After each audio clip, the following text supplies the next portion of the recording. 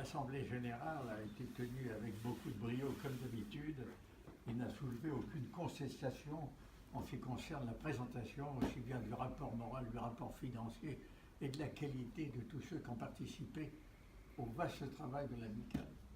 Je dois dire que, avant tout, si vous le permettez, je voudrais rendre hommage à notre président. Car en définitive, il faut bien le comprendre, les uns et les autres, nous faisons ce que nous pouvons, nous apportons un petit peu, chacun d'entre nous apporte un petit peu, mais quand même la grande œuvre, c'est lui. Il l'a prouvé dans son rapport moral. Quel magnifique exposé de travail, d'écoute, d'espérance de tout le monde. Mais j'y prends du plaisir, Pierre. Car en définitive, comme le dit chacun, on ne sort pas intact de l'écoute de sa conférence. Je l'ai entendu partout. Et en particulier, tous les professeurs le disent. Vous avez transformé nos élèves. Ils sont rentrés avec une certaine mentalité et d'un seul coup, ils ont mûri, ils se sont rendus compte que les choses étaient différentes de celles qu'ils avaient, ils ont pris conscience d'un certain nombre de responsabilités qu'ils ignoraient auparavant, et d'un seul coup, tout s'est transformé en eux. Je disais tout à l'heure, un mot peut changer tout. Je t'aime papa, je t'aime maman, et brusquement dans la famille tout est changé. Mais ton intervention auprès de tous ces jeunes, non seulement les a bouleversés, parce qu'effectivement ils sont bouleversés, et personne ne reste indemne après t'avoir écouté. Tout le monde est sensible à ton propos.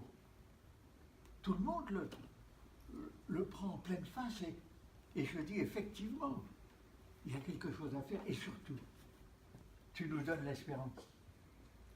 Tu nous as dit tout à l'heure qu'effectivement, à travers ton travail quotidien, à l'écoute de tes amis, de l'Internet, qui passe par l'Internet, etc., qui t'interroge continuellement et à travers ça, tu vois aussi toute l'évolution des mentalités, de l'évolution des choses, et l'on constate, et tu constates, et nous constatons tous, d'une détérioration extraordinaire de notre pays, de sa mentalité, de la perte de ses valeurs. Et nous nous posons la question de savoir, mais où va-t-on? Où va-t-on? Nous n'en savons rien. Demain, ne nous faisons aucune illusion, nous sommes au bord de la guerre civile à l'heure actuelle. Tout peut éclater, tout peut dégénérer.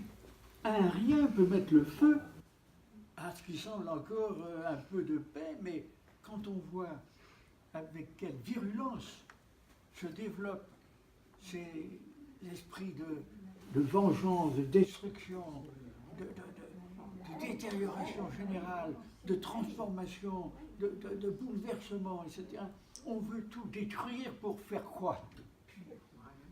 Bon, bien sûr, nous qui sommes des anciens, nous pouvons nous rappeler ce qu'a été l'histoire avant nous d'ailleurs, hein, et qu'a engendré après 17 la révolution soviétique, qui avec le marxisme a envahi le monde petit à petit et a complètement détérioré des valeurs ancestrales qui étaient intérieures à chacun d'entre nous et qui nous amenaient à concevoir que nous appartenions à une communauté et que dans cette communauté, chacun avait un sens du devoir, un sens d'obligation, un sens de contrainte qui lui était l'obligation même de faire que cette communauté était un ensemble qui ne se détruirait pas et qui constituait en même temps une espèce de protection des uns et des autres.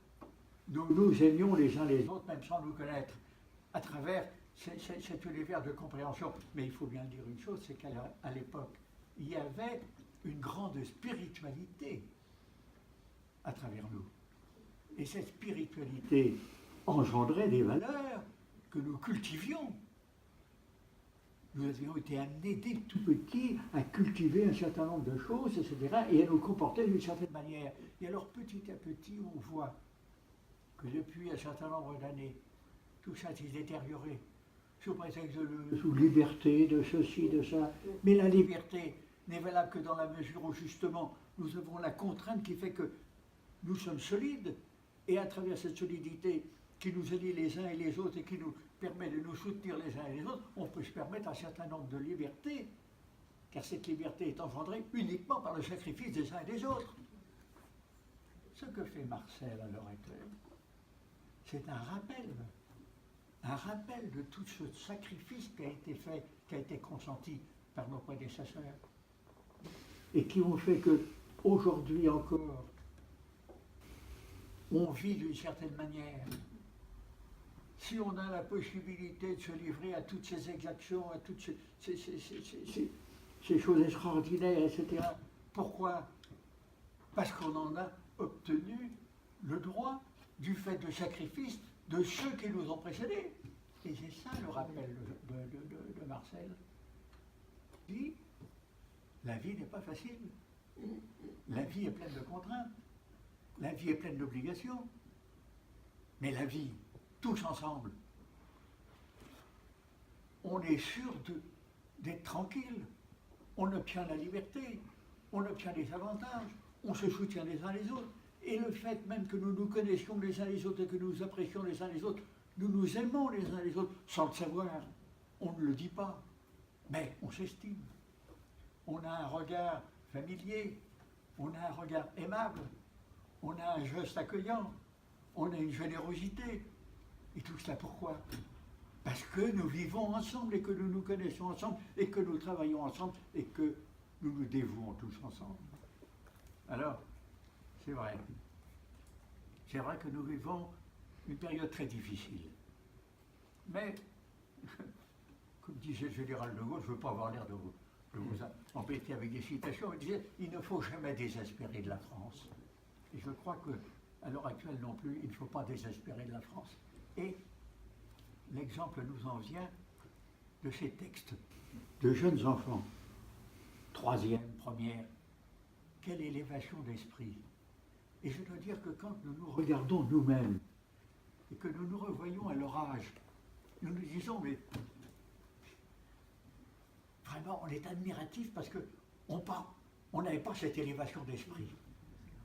Et cette élévation d'esprit chez les jeunes, cette compréhension de la situation, cette volonté de dire, mais nous allons participer, nous allons faire quelque chose, nous n'allons pas laisser les choses se laisser se développer sans notre concours, est un immense espoir que nous devons avoir les uns et les autres. Et moi je crois que, en fait, la France, elle est éternelle. Ne l'oublions pas.